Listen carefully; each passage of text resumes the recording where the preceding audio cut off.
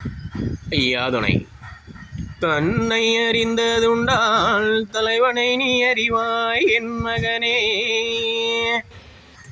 ஐயாவின் இந்த உலகில் ஐயாவுடைய மக்களே, தன்னை அறிந்ததுண்டால் தலைவனை நீ அறிவாய் என் மகனே.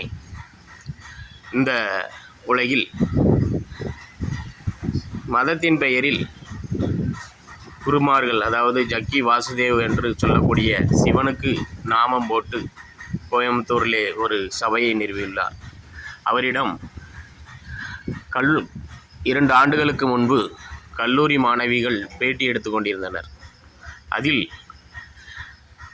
குருமார்கள் எல்லாம் பரநிலையை அடைந்து விடுவார்கள், அது எப்படி, அதை நான் எப்படி காண முடியும் என்று கேட்பார். அதற்கு அந்த குருமார் சொல்லுவார், ஜக்கி வாசுதேவ் சத்குரு என்று சொல்வார்கள், நீ உயிரோடு இருக்கிறாயே, எப்படி அதை அறிய முடியும் என்று கூறுவார். இப்படி சொல்லிவிட்டு சிரிப்பார்கள். இந்த குருமார்களெல்லாம் டைம் எடுப்பதற்காக சிரித்தும் அனுப்புவார்கள். அதுபோல் சிரிப்பார். அவருக்கு தெரியவில்லை என்றால் தெரியவில்லை என்று சொல்லணும். இந்த குருமார்கள் எல்லாம் பரநிலையை அடைய வேண்டும் என்பது எப்படி என்றால், இந்த உலகில் கடவுள் பெயரை சொல்லி அவர்கள் வாழ்ந்து கொண்டிருக்கும் பொழுது பரநிலை என்பது அவர்கள் பிறருக்காக வாழ்கிறேன் என்று சொல்லி எண்ணற்ற செல்வத்தை சேர்த்தவுடன் செல்வமானது அதிகமாகி அதை ஒரு அமைப்பாக வடிவெடுத்து அதை மக்களுக்கு ட்ரஸ்டாக அமைப்பார்கள். தன்னாலவே அவர்கள் இறந்தவுடன் அதை ட்ரஸ்ட்டு பெயரை சொல்லி அவர்கள் வாழ ஆரம்பித்து விடுவார்கள். அப்படி அந்த நிலையிலிருந்து மதத்தின் பெயரில் வாழ்ந்தவர்கள் பின்பு அந்த சொத்தை பாதுகாப்பதற்காக அவர்கள் பெயரை சொல்லி வாழ்வதுதான் பரநிலை.